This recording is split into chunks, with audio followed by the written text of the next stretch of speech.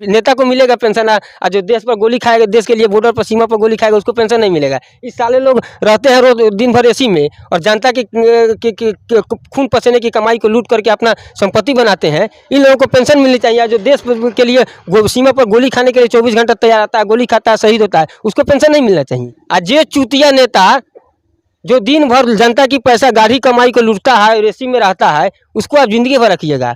जो बच्चे दिन भर रात भर 24 घंटे पूरे ज़िंदगी अपने बिता देते हैं पढ़ाई करते करते, फील्ड का चक्कर लगाते लगाते, उनको अब 4 साल के लिए रोजगार दीजिएगा। कि जब आप राजनीति में सेवा करने आते हैं तो आपको आपकी पेंशन से, आपकी वेतन से क्या ज़रूरत है? आप क्यों नहीं ये कानून लाते हैं कि सभी विधायकों और सांसदों का वेतन बंद कर दिया जाएगा? क्यों नहीं आप कानून लाते हैं कि एक चुनाव के बाद 5 साल के बाद अगला बार वो चुनाव नहीं लड़ेगा? कि सरकारी संपत्ति को छोड़कर और शांतिपूर्ण तरीके से जितने भी भाजपा के विधायक, सांसद और मंत्री है और भाजपा का कार्यालय है, सभी पर अनिश्चितकालीन धरना पे बैठ जाइए।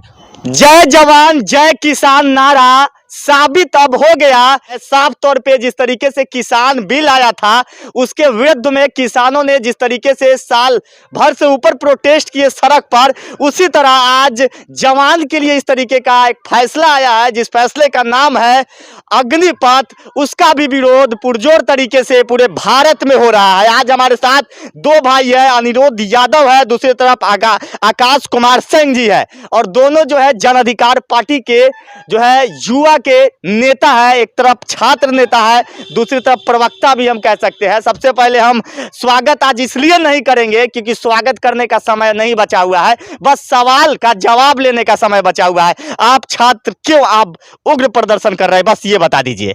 उग्र प्रदर्शन कहाँ हो रहा है? हो रहा है ना, पूरा जगह पंखा तोड़ा जा रहा है, कहीं ट्रेन में आग लगा दिया जा रहा है, कहीं पे बस को तोड़ा जा रहा है। आप छात्र है इसलिए आपसे सवाल कर रहे हैं बस। सरकार सुनती है? इतने दिनों से बच्चे हल्ला कर रहे हैं कि आप सेना की बहाली को कीजिए, सेना की बहाली को लाइए, आप सुनते हैं? जब प्रदर्शन करने लगेगा छात्र उग्र तो उसको आप आतंकवादी घोषित करने लगते हैं। कोई उग्र प्रदर्शन नहीं हो रहा है।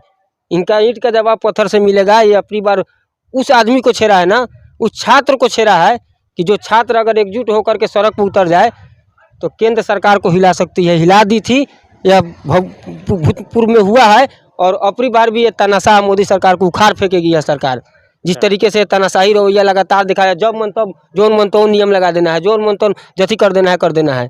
कभी आप कुछ ला दीजिए, कभी जीएसटी कर दीजिए, कभी नोटबंदी कर दीजिए, कभी कृषि बिल ला दीजिएगा, कभी आप युवाओं को रोजगार देने के नाम पर उस पर एक बंदिश थोप दीजिएगा अग्निपथ ला करके। ये कौन सी काम है भाई? आपको अग्निपथ में क्या दिक्कत है? सवाल है कि जो बच्चे दिन भर रात भर 24 घंटे पूरे ज़िंदगी अपने बिता देते हैं पढ़ाई करते करते, फील्ड का चक्कर लगाते लगाते, उनको अब 4 साल के लिए रोजगार दीजिएगा। आज ये चूतिया नेता जो दिन भर जनता की पैसा गाढ़ी कमाई को लूटता है और एसी में रहता है, उसको आप जिंदगी भर रखिएगा। जब आप अग्निवीर बना रहे हैं युवाओं को, तो नेताओं को नेता वीर कब बनाइएगा, सांसद वीर कब बनाइएगा, मंत्री वीर कब बनाइएगा, विधायक वीर क्यों बनाइएगा? क्यों ना आप नियम लाते हैं कि जब आप राजनीति में सेवा करने आते हैं तो आपको आपकी पेंशन से, आपकी वेतन से क्या ज़रूरत है? आप क्यों नहीं ये कानून लाते हैं कि सभी विधायकों और सांसदों का वेतन बंद कर दिया जाएगा? क्यों नहीं आप कानून लाते हैं कि एक चुनाव के बाद 5 साल के बाद अगला बार वो चुनाव नहीं लड़ेगा?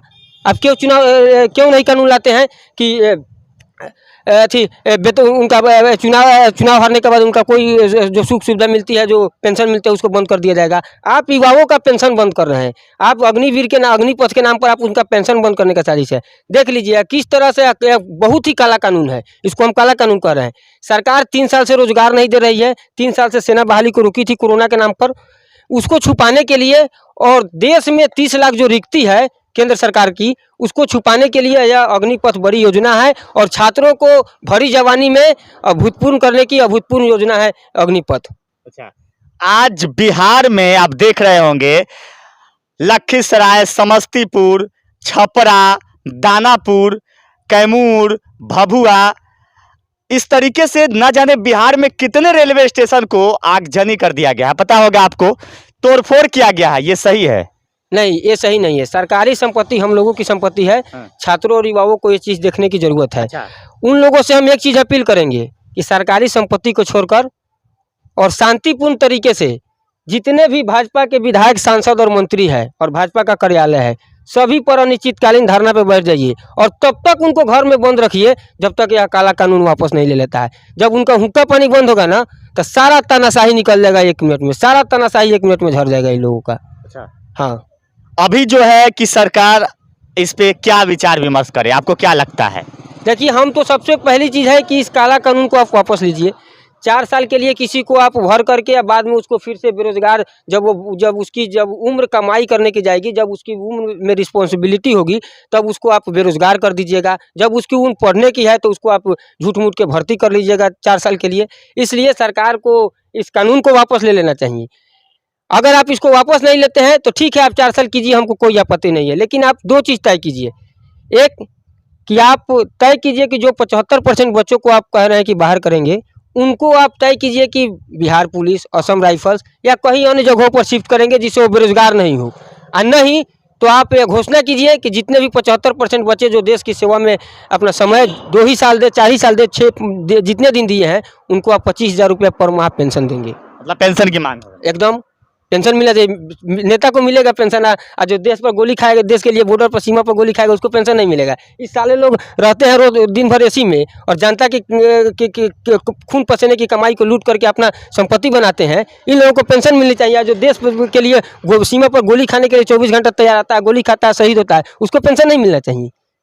देखिए आकाश कुमार सिंह, लेकिन अब बात कर लेते हैं अनिरुद्ध यादव जी हमारे साथ इस वक्त मोतिहारी के ढाका से जुड़े हुए हैं। आपका क्या कुछ राय है, बताइए। सबसे पहले तो 4 साल के लिए सरकार बहाल कर रही है, वो एकदम माने घटिया कानून है, काला कानून उसको कहा जाएगा एक तरह से। ये कैसे काला कानून? जैसे 4 साल के लिए बहाली हो रहा है सेना में, तो उसके बाद 4 साल के बाद तो बेरोजगार हो जाएगा सभी।